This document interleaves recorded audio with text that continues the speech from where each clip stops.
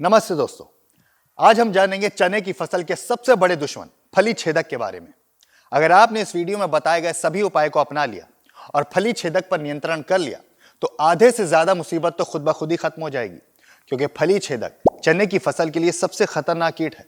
अगर इसका समय पर नियंत्रण ना किया गया तो यह फसल को 90% तक बर्बाद कर सकता है। इसका सबसे बड़ा उदाहरण है सन 2017 से 18, जब फली छेदक के कारण फसल में 50% तक की हानि हुई थी और सन 2018 से 19 में 49% तक के नुकसान को दर्ज किया गया है। तो आइए जानते हैं कि यह फली छेदक फसल में कैसे नुकसान पहुंचाता है।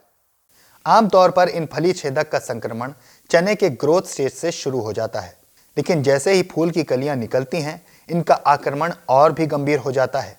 शुरुआत में लार्वा चने की पत्तियों और कोमल टहनियों को खाते हैं और जब फलियां बन जाती हैं तो लार्वा इन फलियों को छेद कर खाना शुरू कर देती हैं, जिससे फली विकृत, खराब, यहाँ तक कि खाली हो जाती है और इस तरह फली समय से पहले ही गिरने लगती है, जिससे पैदावार में भारी कमी आ जाती है। आप ये भी देख पाएंगे कि प्रभावित फली में अक्सर छेद के आसपास मल भी दिखाई देता है और यह भी ध्यान देने योग्य है कि फली छेदक का सिर्फ एक लार्वा ही 30 से 40 फलियों को नष्ट करने की क्षमता रखता है। तो आइए जानते हैं कि यह फली छेदक कैसा दिखता है। शुरुआत में फली छेदक के अंडे गोलाकार और सफेद पीले रंग के होते हैं, जो बाद में समय के साथ भूरे रंग के हो जाते हैं। मादा कीट लगभग 3000 अंडे देती है, जो पत्तियों, फूलों और फली पर पाए जाते हैं। युवा लार्वा दिखने में हल्के हरे या पीले रंग के होते हैं, जिनमें काले धब्बे भी होते हैं।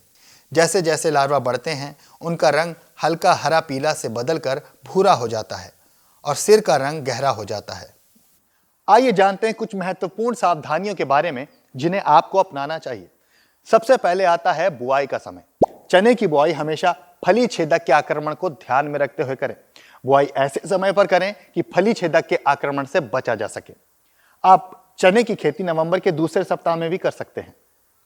दूसरा है फसल चक्र को अपनाएं। चने को अलसी, सरसों, गेहूं और ऐसी फसल जिसमें फली छेदक का आक्रमण नहीं होता उसके साथ बदलकर लगाएं। कुछ रिसर्च रिपोर्ट के अनुसार पाया गया है कि अगर चने को हम सरसों के साथ बदलकर लगाते हैं तो फली छेदक का आक्रमण कम होता है और चने की उपज ज्यादा होती है। और यह भी पाया गया है कि अगर हम चने को गेहूं के साथ अदल बदल कर लगाते हैं तो 38% तक का नुकसान कम होता है। तीसरा है ट्रैप क्रॉपिंग।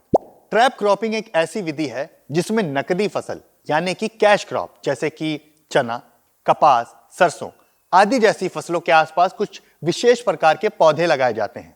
ये विशेष प्रकार के पौधे सूरजमुखी, गेंदा इत्यादि हैं, जो कि कीटों को अपनी ओर आकर्षित कर हानिकारक कीटों को मुख्य फसल से दूर रखते हैं। और चौथा है उच्च गुणवत्ता और रोग मुक्त बीजों का चयन करना। तो आइए जानते हैं कुछ प्रभावशाली दवाइयों के बारे में जिसे लेकर आया है सेफेक्स, जो फली छेदक के आक्रमण का नियंत्रण करने में अच्छा साबित हुआ है।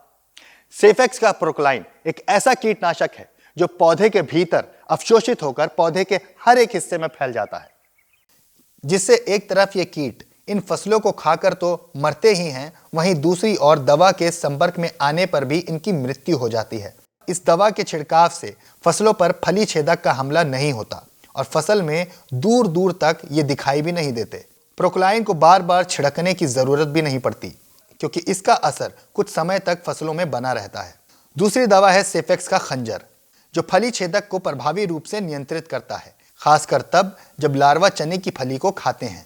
खंजर का प्रभाव बहुत तेज होने के कारण ये कीटों की वृद्धि को तुरंत रोक देता है और उन्हें जल्दी ही मार गिराता है।